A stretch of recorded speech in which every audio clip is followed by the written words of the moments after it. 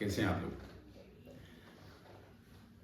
آج چونکہ بات ہم کر رہے تھے good things always come back to you, تو آج بھی ایک چھوٹی سی کہانی اسی بارے میں آپ کو سناؤں گا۔ کہتے ہیں ایک شہر میں خاتون رہتی تھیں۔ ایک دن انہوں نے بیل کی آواز سنائی دی۔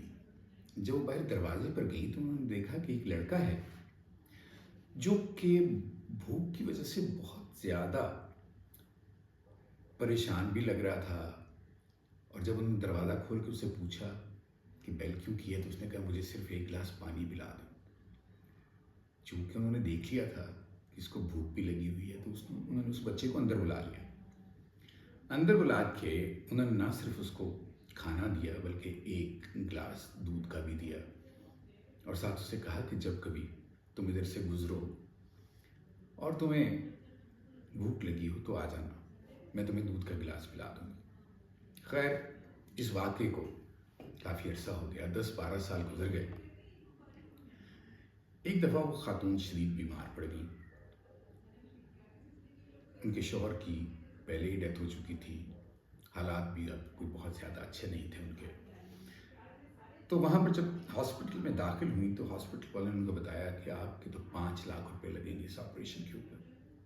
اب ان کے پاس 5 لاکھ روپے تو تھے نہیں۔ انہوں نے جب سوچنا شروع کیا تو انہیں ذہن میں آیا کہ 3-3.5 لاکھ روپے زیادہ سے زیادہ ان کے پاس ہوں گے۔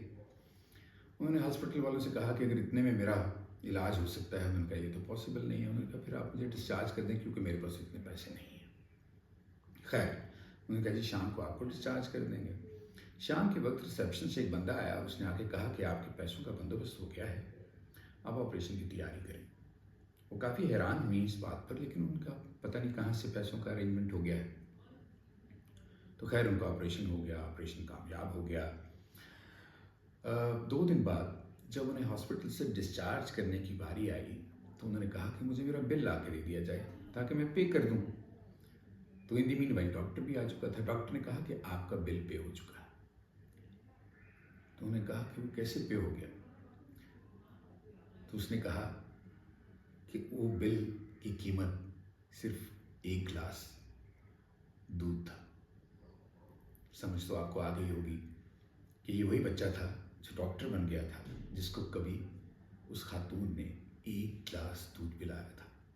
آپ سوچیں، good things always come back to us. ہاں، اس میں بعض اوقات کچھ وقت لگ جاتا ہے، اوور نائٹ ہمیں بعض اوقات اچھی چیزیں واپس نہیں آتی، لیکن یہ تو اللہ تعالیٰ کا بھی کہنا ہے۔ ہمارے قرآن میں بھی بار بار تذکرہ اس بات کا آتا ہے کہ نیکی چاہے کتنی بھی چھوٹی کیوں نہ ہو، رائے گاہ نہیں جاتی۔